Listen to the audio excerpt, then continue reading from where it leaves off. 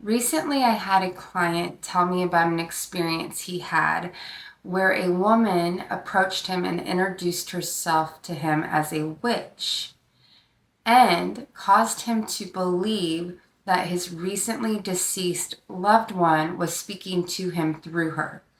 So today we're going to discuss his experience and how it relates to what the Bible calls familiar spirits. We are going to examine what familiar spirits are and what the Bible says about them. So let's begin.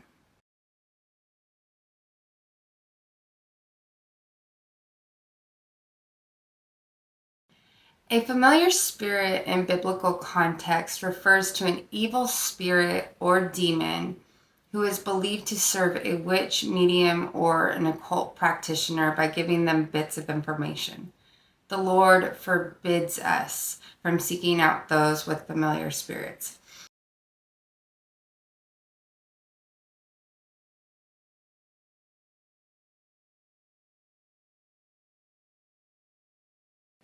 The spirit is called familiar because of the knowledge it has in regard to their victim. So these spirits can stay in families for years, sometimes generations, just collecting information. They can come in the form of deceased loved ones, especially if a person goes to consult with a medium. They can come through that medium, that witch, that occult practitioner, acting, saying things as if they were your deceased loved one, grandmother, grandpa, saying things that would be familiar to you, that only maybe you and that grandparent knew, but there was a familiar spirit, monitoring your conversations, listening, and so they know that. The goal is truly to disconnect us from God. So if they'll exploit your grief. The devil does not play fair at all. They will exploit your grief, and then so all of a sudden you're sad, and then now you've went to this medium because you're missing your loved one, and you get some information, and maybe for a moment you even feel a comfort, that the loved one is speaking to you from the other side, and then all of a sudden the next time you feel sad, disheartened, and you're in grief, you might go see a medium again, or maybe you go see a psychic so that you can know your future. All of a sudden you're no longer relying on God for that information. You're going to these other sources where they will give you bits of truth so that you believe it. People, they understand human nature very well, and they know that people, when they hear bits of truth, they automatically think it must be good. It must be from God. This is true. This is right. But the demonic want us to suffer. They get enjoyment out of our suffering. So they want to disconnect us from God, and then they also want us to suffer. And it eventually, this will lead you to suffering. But it's hard to catch on because in the initial moment, you got some comfort from it. And so this is the oldest deception in the book.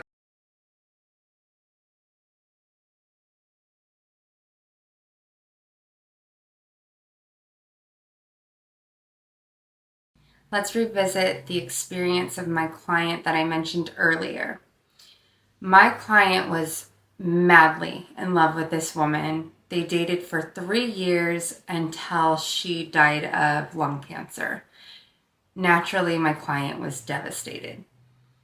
My client, in his grief, went deep into New Age theology. Now, he was into it before, but went extremely deep into it after her death. And these very odd occurrences started happening. handprints in the shower. The bed was caving in next to him. He could feel a weighted body next to him. Various dreams. Anyways, one day my client is meditating. He's doing this guided meditation, and he asks his deceased loved one if she still loves him. Now, later on that day, he is driving in his car, and he gets this prompting in his mind to go to this bar called Our Place that they used to go to watch live music together. And so he goes to this bar. This woman, accompanied by a man, crosses the bar out of nowhere, approaches him, and she says, "Hi, I'm Susie, and I'm a witch. Are you okay?"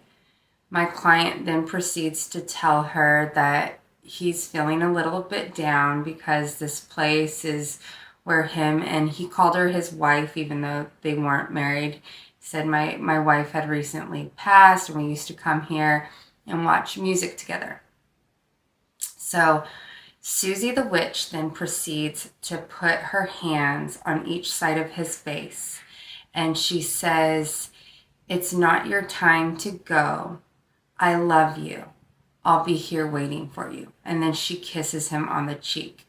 Then Susie the witch kind of shakes her head, and this man that's standing next to her that was accompanying her, he's kind of smirking, and she goes, "I don't know what happened." And then my client says, "When is my time to go?" She goes, "I don't know." And she then, as fast as she came to tell him what she had to tell him, she leaves and crosses the bar, and they're gone. So at first, my client says he got great comfort from this. Then all of a sudden, he spirals into deep suffering. I mean, he is just aching, and he is just wanting to connect with her again. All of a sudden, he has this belief that her soul is longing from the other side to be with his soul, and he just wants to leave this world, and he just wants to die. And I mean, the anguish that followed from that experience just spiraled him into just great grief and suffering. And here's how this relates to familiar spirits is, so he did his meditation, right? In this meditation, and New Age meditation is different than biblical meditation. Biblical meditation, we meditate on God's word. So we fill ourselves with God, with his word. With New Age meditation, you empty your mind. So it's much different, and then it does leave us vulnerable to spirits. To these spirits that can get in, and so he asks a question. We are not supposed to talk to the dead, and this is a form of necromancy. And so he literally says, "Do you still love me?" So we are told not to talk to the dead. So in this meditation where he's trying to empty his mind, now he's saying to the dead, "Do you still love me?" And then he's driving in the car later that day, and then he gets this prompting, to go to this familiar bar where, then all of a sudden this witch that has this familiar spirit gains this information. Now she's able to answer the question that he asked in that meditation, and then he's thinking, it's a miracle. My loved one has spoken to me from beyond, but it's deceiving. It's the demonic deceiving him. And when she was sick, I will tell you this, when she had stage 4 cancer. So he knew that she was going to pass on. I mean, they had hoped maybe a miracle would happen, but he knew that the probability of her passing on was very great. And he said to me, we talked about, how it might be after she passes. And he says, it'll take me time, but I will get in another relationship. He says, I like being partnered. I function well that way, and I've always seen myself in a partnership. That's something I thrive in, and that's something I want in my life. Well, after this experience, I talked to him about that again. I go, do you still feel that same way? And he says, honestly, he's like, after this, I don't know. I don't know that I could do that. Like, he's having trouble moving on, and it's because he keeps seeking this contact, and the demonic are actually tricking him. He thinks he's speaking to her, and he thinks she's around. He thinks she's watching him, and all of this, and that her soul is suffering to be with his soul. He is believing this, and it's causing him a lot of pain. So where it is normal to grieve. It's normal when our loved ones here in the physical, they leave. We want to touch them. And I think about people that lose children. Oh my gosh, like when I think about that, like nothing puts an ache in my heart more.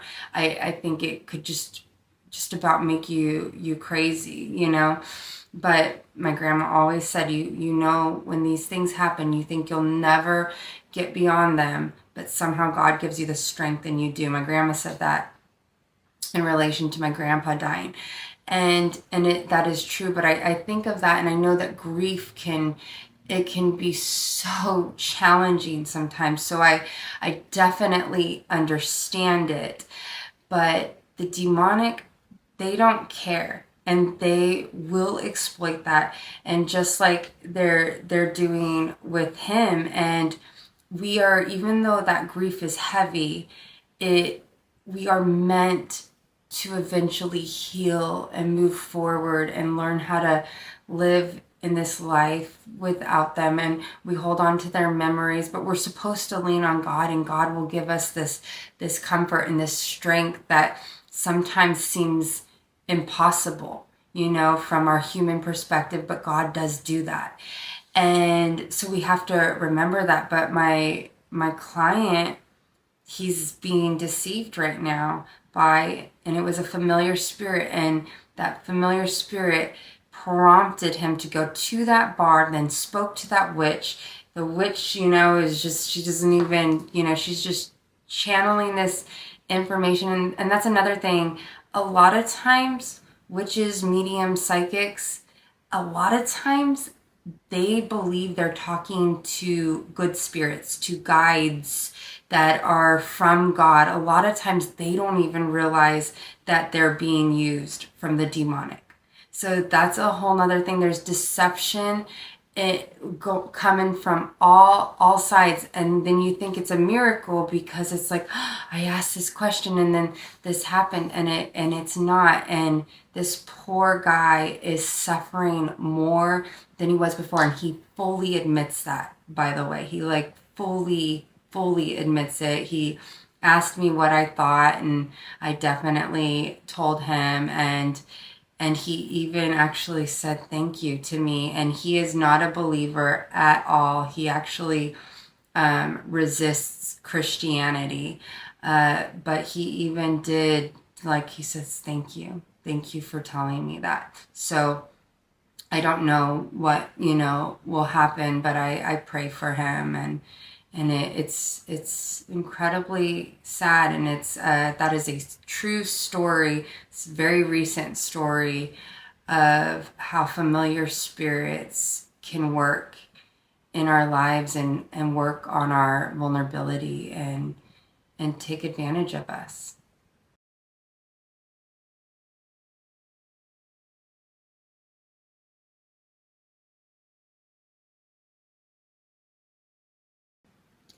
Demons seek to kill, steal, and destroy. They are incredibly real. They are incredibly present. Spiritual realm is real. And the one thing that we must remember the most is that we are equipped with the armor of God. Luke chapter 10, verse 19 assures us, "Behold, I give unto you power to tread on serpents and scorpions, and over all the power of the enemy, and nothing shall by any means hurt you." The enemy continues to deceive human beings with the lie that we can receive wisdom apart from Jesus. This is simply not true, and it is a trap, unfortunately, that so many of us have fallen into. Now, when we are grieving the loss of a loved one, I know that this can be incredibly hard. Revelations chapter 21, verse 4 gives us great comfort on this. "He will wipe every tear from their eyes, and there will be no more death, or sorrow, or crying, or pain. All these things are gone forever." Stay away from any temptation to consult with the dead or engage in any occult practices. These truly do open doors to demonic influence. Familiar spirits will deceive you with bits of truth only to ultimately lead you into deeper suffering. Lean on God and God alone. Give him your worries, your tears, all your grief, your heartaches. Give it all to him, and he will take care of things. Even if you can't see it in the present moment, he will take care of everything, and he will not lead you astray. He will not deceive you. He will give you comfort. If you are having trouble believing in God, but you do feel demonically oppressed, like maybe there is a familiar spirit, something, of that sort, go to God, tell him you're struggling with your faith and you're struggling with this belief, and ask him to reveal himself to you. It says in the Bible that we only need faith the size of a mustard seed to move mountains. He will hear those prayers and he will help you. I truly believe that, but go to him. And if you really mean it, I believe he will come to you some way and help you. So just reach out to him, because I will tell you, as an ex-New Ager, there's thousands and thousands of us, and all of us at one point, when we realized things were not right, our stories are all very similar. We called out to Jesus, and that was it. And he took care of everything. So if that is you, do not hesitate. Don't feel like you're unworthy to call out to him if you are struggling with belief. He loves you, and he wants you to go to him. If you guys like this video, I ask that you click the like button. And if you haven't subscribed already, I really appreciate you clicking that subscribe button. I am a super small channel. Those of you that have subscribed to me, thank you so much. I'm truly so grateful for you guys. I just can't even tell you how much I appreciate you and have so much love for you. Thank you, thank you. I hope that you guys are having the most wonderful day. God bless.